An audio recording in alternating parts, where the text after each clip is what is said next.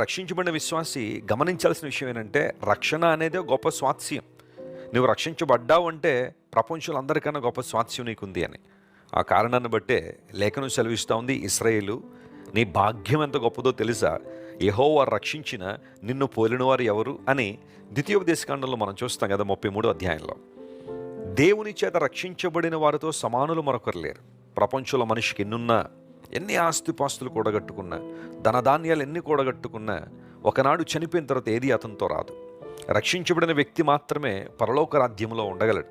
పరలోక రాజ్యాన్ని ఎవరు పడితే వాళ్ళు ఎలా పడితే అలా స్వతంత్రించుకునే అవకాశం లేదు. అది దేవుని రాజ్యము గనక దేవుడు చెప్పిన విధానంలోనే మనం పరలోక రాజ్యంలో ప్రవేశించాలి. అదే రక్షణ మార్గం. యేసుక్రీస్తు ప్రభువారి లోకానికి మనందరి కోసం దిగొచ్చి ఆయన తన ప్రాణాన్ని బలిదానంగా మన కొరకు అర్పించారు. కృపాదానముగా తన ప్రాణాన్ని మన కోసం అర్పించారు.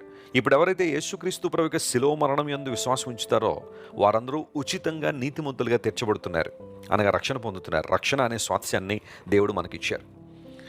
అంత మాత్రమే కాకుండా కీర్తనకారుడు 16వ కీర్తనలు అంటాడు, దేవుని వలన నాకు శ్రేష్టమైన భాగ్యము కలిగను అన్నాడు.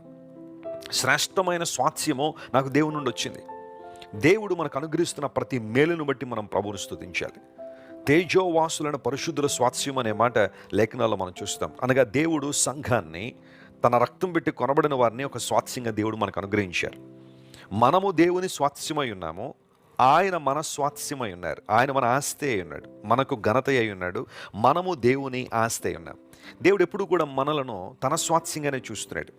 ఆ కారణాన్ని బట్టి లేఖనాలు సెలవిస్తున్నాయి, దేవుడు తన స్వాస్థ్యమును ఎడబాయేవాడు కాడు అన్నాడు కీర్తనకారుడు.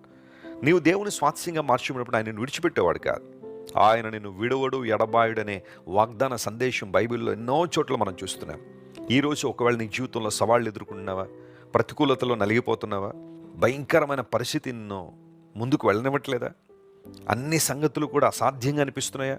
నమ్ము ప్రియ దేవుని బిడ్డ, నీ దేవుడు అసాధ్యాలను సాధ్యపరచగలిగే దేవుడు.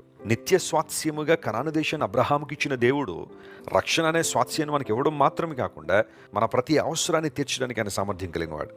ఆయన మహిమైశ్వర్యంలో మన ప్రతి అవసరం తీర్చబడుతుందని ఫిలిప్పీలకు రాసిన పత్రికలో మనం చూస్తాం. ఈరోజు ఈ వాగ్దానాన్ని క్లెయిమ్ చేసుకుని ప్రభువును స్తుతించండి, ప్రార్థించేయండి. ప్రభువా, నిత్య స్వాస్థ్యమును అబ్రహాముకు మరి అతని సంతానానికి ఇచ్చావు.